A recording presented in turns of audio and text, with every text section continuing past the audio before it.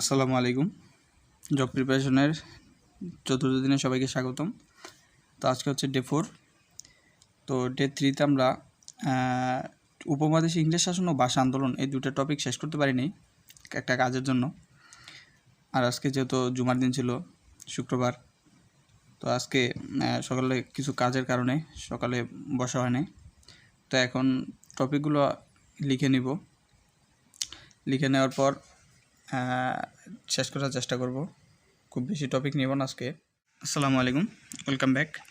তো টপিকগুলো সিলেক্ট করে নিলাম।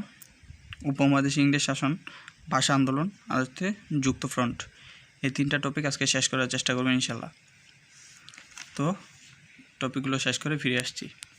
ব্রিটিশ শাসনগুলো আমি কোন বই থেকে বা কোন নোট থেকে পড়তেছি দেখাই। এটা হচ্ছে আমার খাতা।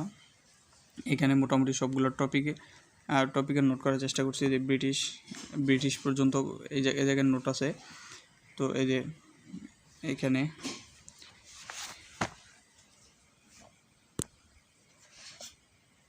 ব্রিটিশ শাসন আমল, তারপরে ব্রিটিশের কৃতিত্ব, এই পাশে ব্রিটিশ বিরোধী আন্দোলনগুলো, ফকির সন্ন্যাসী আন্দোলন, চাকমা বিদ্রোহ, তিতুমির আন্দোলন, ফরাজি আন্দোলন, সাঁওতাল বিদ্রোহ, নীল বিদ্রোহ। এ জায়গায় আছে সংস্কার আন্দোলন, আলিগড় আন্দোলন,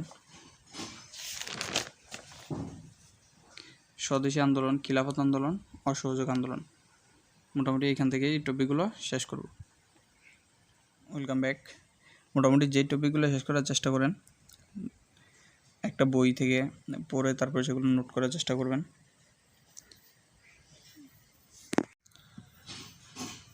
তো এখানে মোটামুটি সব টপিকগুলো পড়া শেষ। আজকে দেখাই, এগুলো পড়া শেষ, যুক্ত ফ্রন্ট সব কিছু। তো এই তো সবগুলো পড়ার পর এইভাবে দাগ দিয়ে রাখছি যাতে পরবর্তীতে রিভাইজ দেওয়ার সময় শুধু ইম্পর্ট্যান্ট টপিকগুলো পড়লেই হয়ে যায়। তো দেখা হচ্ছে পরবর্তী ভিডিওতে। টাটা।